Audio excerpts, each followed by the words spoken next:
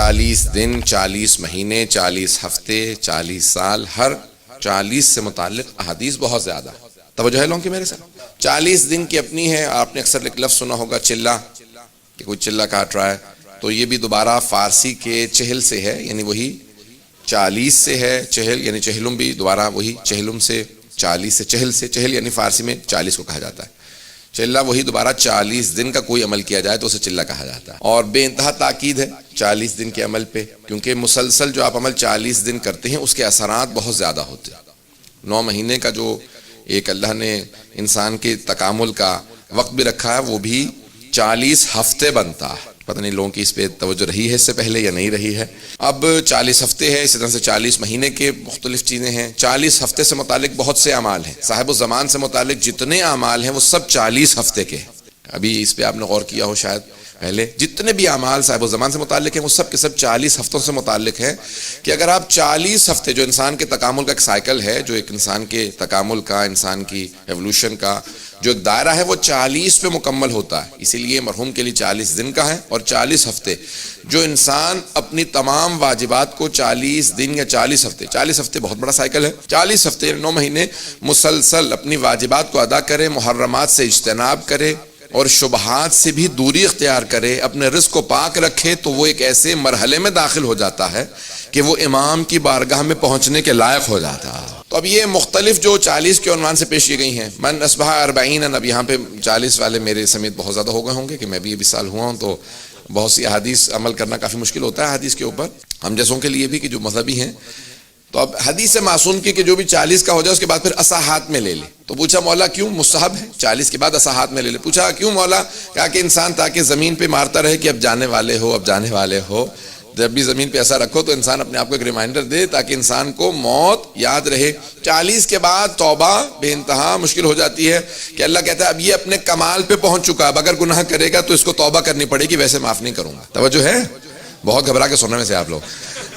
تو عزیزان گرامی 40 کے بعد توبہ کرنا ضروری ہے گناہوں کی، اس سے پہلے اللہ کئی گناہوں کو ویسے ہی درگزر کر دیتا ہے، توبہ نہیں کرتا، کہا اس نے نیکی کی ہے میں نے پچھلا گناہ معاف کر دیا۔ انسان بہت سے اقدام کرتا ہے جس کی وجہ سے گناہ معاف ہوتے رہتے ہیں، نیکیوں کی وجہ سے بہت سے۔ ان الحسنات یذہبن السیئات، توجہ ہے؟ قرآن کی آیت ہے ان الحسنات یذہبن السیئات، نیکیاں گناہوں کو کھا جاتی ہیں۔ جب بھی آپ کوئی نیک عمل کریں تو یقین کر لیجئے کہ کوئی نہ کوئی گناہ معاف ہوا ہے، اللہ نے اسی لیے توفیق نیکی کی دی ہے۔ حدیث کے الفاظ ہیں ان الحسنات، یہ قرآن کی آیت ہے ان الحسنات یذہبن السیئات، کہ جب بھی اللہ کسی نیکی کی توفیق دے سمجھ لو کوئی گناہ معاف ہوا ہے، تبھی اللہ نے توفیق دی ہے۔ ایک بہت بڑے عالم سے پوچھا گیا، کہا کہ آپ اتنے نیک اعمال کرتے ہیں، ہمیشہ مختلف اعمال میں کوئی نہ کوئی آپ لگے رہتے ہیں، تو کہا جب بھی اللہ مجھے کسی نئی نیکی کی توفیق دیتا ہے تو مجھے یقین ہو جاتا ہے پچھلا عمل قبول ہو گیا ہے، قبول ہوا ہے، تبھی اللہ نے نئی نیکی کی توفیق دی۔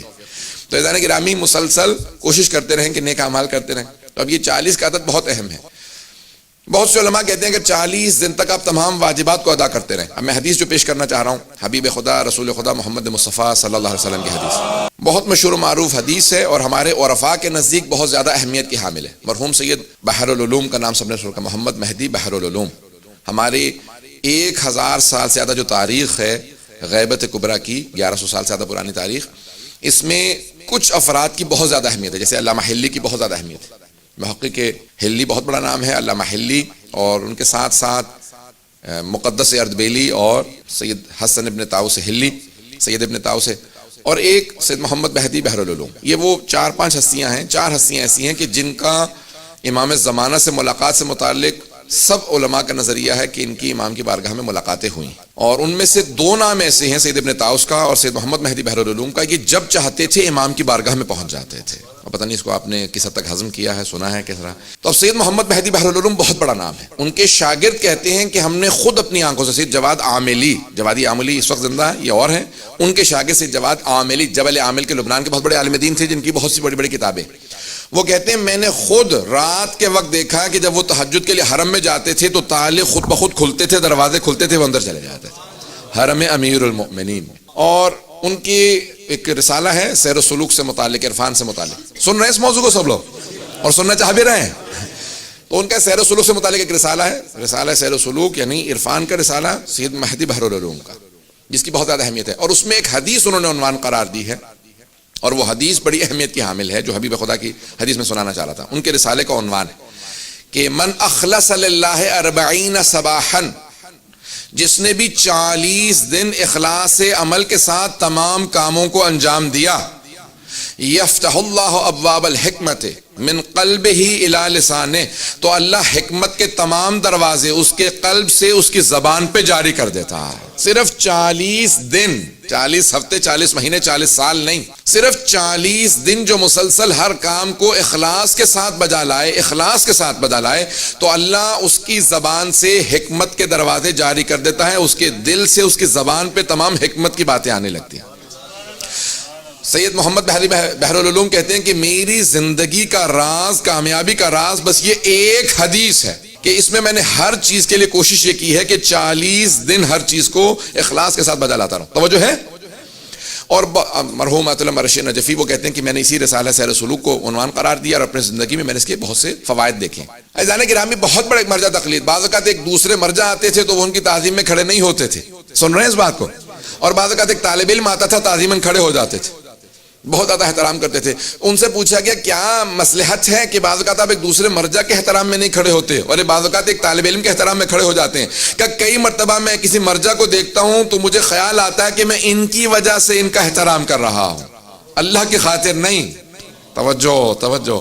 اخلاص یہ ہے کہ انسان اللہ کی خاطر کسی کے ساتھ محبت کرے، اس کے ساتھ اخلاص سے پیش آئے. کہ بعض اوقات ایک طالب علم کو دیکھتا ہوں اور دیکھتا ہوں اس کے چہرے کا نور بتا رہا ہے کہ مجھے اس کی تعظیم کرنی چاہیے، تو کہا میں جانتا ہوں کہ اس طالب علم کے پاس کچھ بھی نہیں ہے دینے کے لیے، اگر اس کی تعظیم کروں گا تو اللہ کی خاطر کر رہا ہوں. اگر انسان 40 دن تمام کاموں کو اخلاص سے عمل کے ساتھ بجا لائے تو اللہ کا وعدہ ہے، حبیب خدا کا وعدہ ہے، اس کی زبان سے حکمت کے چشمے پھوٹنے لگیں گے.